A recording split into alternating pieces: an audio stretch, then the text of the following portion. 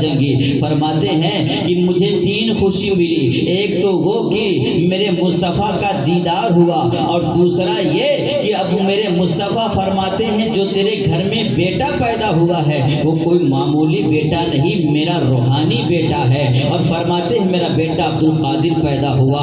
یہ 3 خوشی ابو صالح موسیٰ جنگی فرماتے ہیں تو اس رات میں ملی ہے۔ سرکار غوث اعظم جب پیدا ہوئے نا تو بھور میں آپ پیدا ہوئے، جیسے ان کے جد امجد پیدا ہوئے۔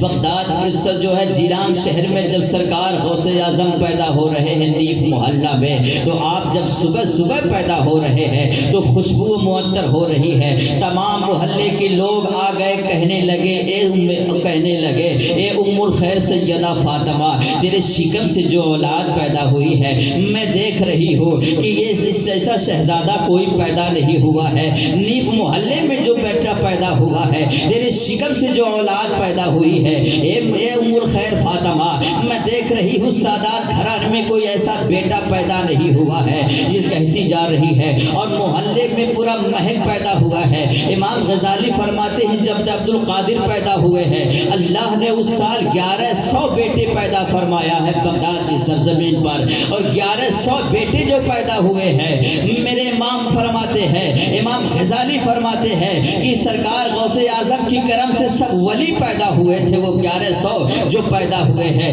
سرکار غوث اعظم جب پیدا ہو رہے ہیں تو صبح صبح پیدا ہو رہے ہیں۔ اے پیارے جب سرکار غوث اعظم پیدا ہوئے ہیں اور وہ پیدا ہونے کے بعد اپنی بابرکت زندگی لے کر کے آئے ہیں، ان سے دوسرے لوگ فیوز و برکات حاصل کر رہے ہیں۔ آپ رمضان شریف کا مہینہ آیا اسی ٹائم پیدا ہوئے ہیں، تو آپ صبح سے لے کر کے شام تک آپ اپنی ماں کا دودھ نہیں پی رہے ہیں۔ ایک دن ایسا بھی ہوا کہ جب چاند نظر نہیں آیا لوگ آئے، اور آنے کے بعد کہنے لگے اے ام الخیر ذرا بتائیے تو صحیح کیا چاند کی کوئی نشاندہی تو ہے؟ اس نے کہا یہاں کوئی چاند کی کوئی نشاندہی نہیں ہے، مگر البتہ میں یہ دیکھ رہی ہوں کہ میرا بیٹا جو عبد القادر ہے، میرا بیٹا صبح سے لے کے شام تک دودھ نہیں پیا ہے۔ کچھ دیر کے بعد جب مغرب کا وقت آیا جو ہے سورج غروب ہوا ہے، سرکار عبد القادر دودھ پینے لگے ہیں۔ کچھ دیر کے بعد پتہ چلا کہ رمضان کی آج پہلی تاریخ تھی، اس لیے جو ہے سرکار غوث اعظم دودھ نوش نہیں فرما رہے ہیں، سرکار غوث اعظم بڑھ رہے ہیں تو ایسے بڑھ رہے ہیں جیسے ان کے جد امجد سرکار بڑھ رہے ہیں۔ سرکار کا کریمانہ شان یہ تھا کہ میرے مصطفیٰ جب بڑھ رہے تھے تو جتنا سال میں ایک بچہ بڑھا کرتا ہے میرے سرکار اتنا مہینے میں بڑھ رہے ہیں۔ سرکار غوث اعظم کی شان بھی وہی ہے کہ سرکار غوث اعظم ایسے بڑھ رہے ہیں جیسے ایک سال میں بچہ بڑھا کرتا ہے، سرکار غوث اعظم مہینے میں اتنا بڑھ رہے ہیں۔ سرکار غوث اعظم کی عمر بڑھتی جا رہی ہے۔ جب آپ جو ہے 5 سال کی عمر کے پہنچے ہیں تو پہلے زمانے کا معاملہ یہ ہوتا تھا کہ پہلے بچے کو بسم اللہ خوانی کرائی جاتی تھی، کسی صالح انسان کو بلایا جاتا، کسی استاذ کو بلایا جاتا، کسی نیک انسان کو بلا کر کے بیٹھ کے بسم اللہ خوانی کی جاتی تھی۔ سرکار غوث اعظم کے باپ حضرت ابو صالح اپنے عزیز و اقارب رشتہ دار کو بلا لیے ہیں، دعوت پیش کر دی گئی ہے کہ آج میرا بیٹا عبد القادر جو ہے ان کا بسم اللہ خوانی ہونے والا ہے۔ سارے لوگ بیٹھ گئے ہیں، سرکار غوث اعظم کو غسل کرایا گیا ہے، عمدہ لباس پہنائے گئے، پہنا کر کے لا کر کے محفل میں بیٹھایا گیا ہے۔ ان کے استاذ کہتے ہیں اے بیٹا پڑھو اعوذ باللہ من الشیطان الرجیم بسم اللہ الرحمن الرحیم الحمدللہ رب العالمین، اتنا کہنا تھا۔ سرکار غوث اعظم اعوذ باللہ بھی پڑھ رہے ہیں، بسم اللہ بھی پڑھ رہے ہیں، اور اس کے بعد آپ سورہ فاتحہ سے شروع کیے ہیں۔ آپ ابھی ان کے استاد خاموش ہو گئے ہیں، مگر سرکار غوث اعظم اب خاموش نہیں بیٹھے ہیں، پڑھتے جا رہے ہیں، پڑھتے جا رہے ہیں۔ پہلا پارہ ختم ہو گیا، دوسرا پارہ ختم ہو گیا، تیسرا پارہ ختم ہو گیا۔ پیارے تاریخ بتا رہی ہے 18 پارہ سرکار غوث اعظم زبانی سنا رہے ہیں۔ پورے مجمع پر یہ حیران و پریشانی نظر آنے لگی، یار معاملہ کیا ہے؟ یہ بچہ ہے جس بچے کی شان یہ ہوا کرتی ہے کہ بسم اللہ اگر بولتے ہیں تو زبان میں لقمت ہوا کرتی ہے، مگر یہ کیسا بچہ ہے پڑھتے جا رہا ہے، زبان میں کوئی لقمت بھی نہیں ہے، بہتر قاری کی طرح قرآن پڑھ رہا ہے، مخارج لے کر کے قرآن پڑھ رہا ہے، تجوید تجوید کے ساتھ قرآن پڑھ رہا ہے، پڑھتے جا رہا ہے۔ ہر بچے کا معاملہ یہ ہوتا ہے، جب استاد پڑھاتے ہیں تو اتنا ہی تک پڑھ پایا کرتا ہے، مگر اس بچی کی شان کیا ہے،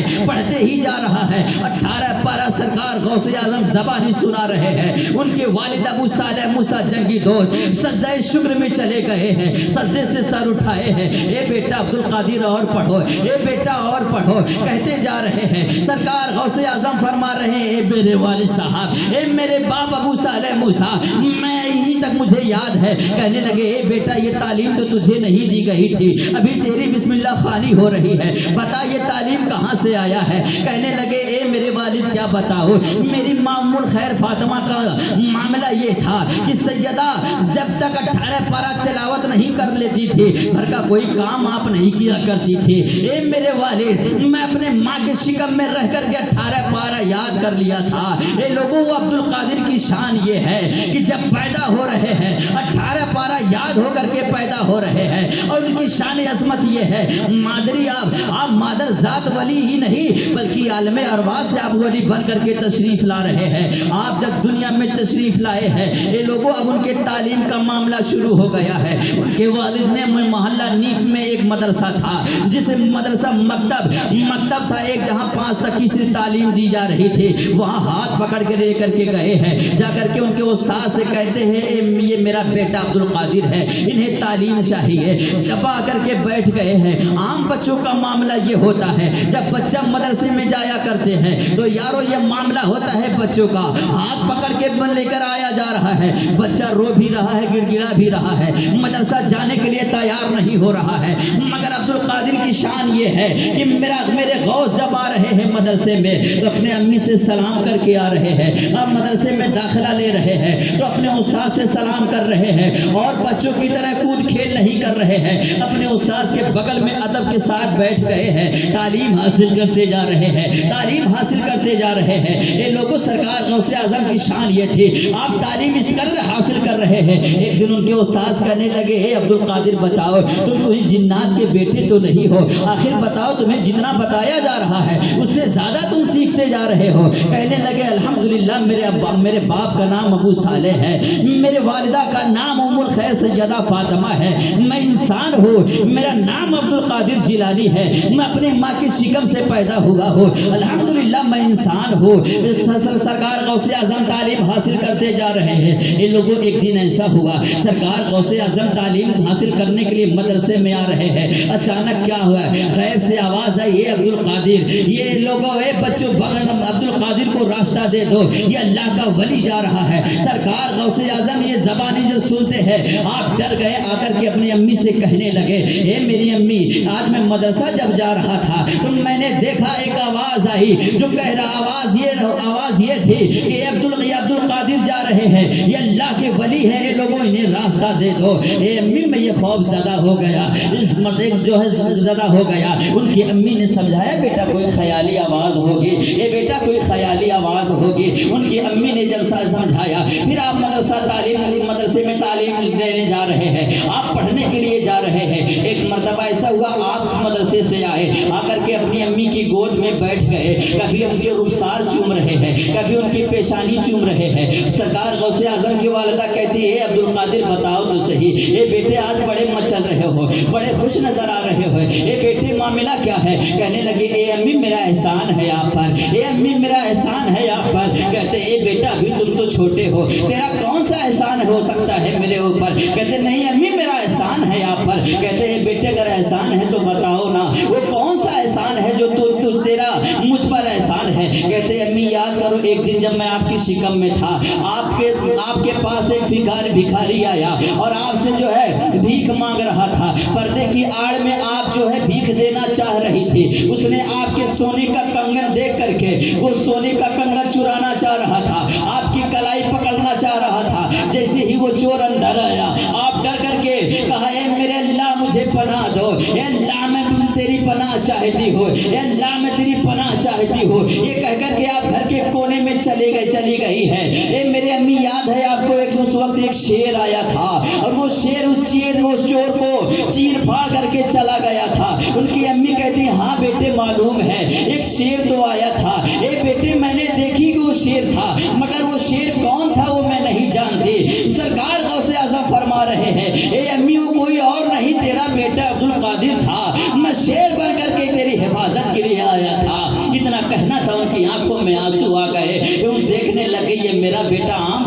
तरह नहीं है, ये मेरा बेटा आम बच्चों की तरह नहीं है। ये लोगों सरकार गौसे आजम की शान जरा मुलाहिजा करो। सरकार गौसे आजम बढ़ते जा रहे हैं। जब आप 8 साल की उम्र को पहुंचे हैं तो आपके वालिद साहब का इंतकाल हो गया है, उम्र बढ़ती जा रही है। सरकार गौसे आजम के ऊपर तमाम जिम्मेदारियां आ गई है। खेत का काम भी आप कर रहे हैं, घर के काम भी आप कर रहे हैं। सरकार गौसे आजम अपने काम में मसरूफ है। एक मर्तबा आप जब बैल को लेकर के पहुंचे हैं खेत में, उसके बाद बैल ने आपकी जानिब मुखातब होकर के कहा, हे अब्दुल कादिर, तुझे इसलिए नहीं पैदा किया गया है। सरकार गौसे आजम डर गए, आके कहने लगे, अम्मी आज तो जानवर ने भी मुझसे बात किया है। उसके बाद आप अपने बाला खाना यानी छत पर चले गए। वहां जाने के बाद क्या देख रहे हैं?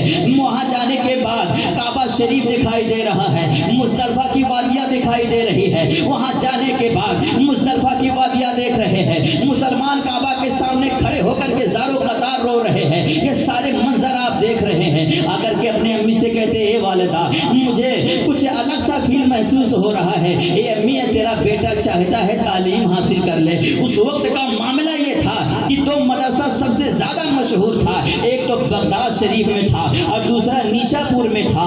आपने कहा मैं बगदाद शरीफ जाऊंगा पढ़ने के लिए। उनकी अम्मी कहने लगी, ए बेटा, तो इसलिए नहीं पैदा किया गया है मेरी खिदमत करे, तू मुस्तफ़ा के दीन के लिए पैदा किया गया है, मुस्तफ़ा की शरीयत के लिए पैदा किया गया है। ए बेटे, जा तालीम हासिल कर। लुजना कहना था आप जो है तैयार होकर के आए। उनकी अम्मी कहने लगे, ए बेटे, जाओगे कैसे बगदाद? कहने लगे, यहाँ से जिलान शहर से कुछ ताजिर जाया करते हैं, मैं उनके साथ चला जाऊंगा और वहाँ जाने के बाद मैं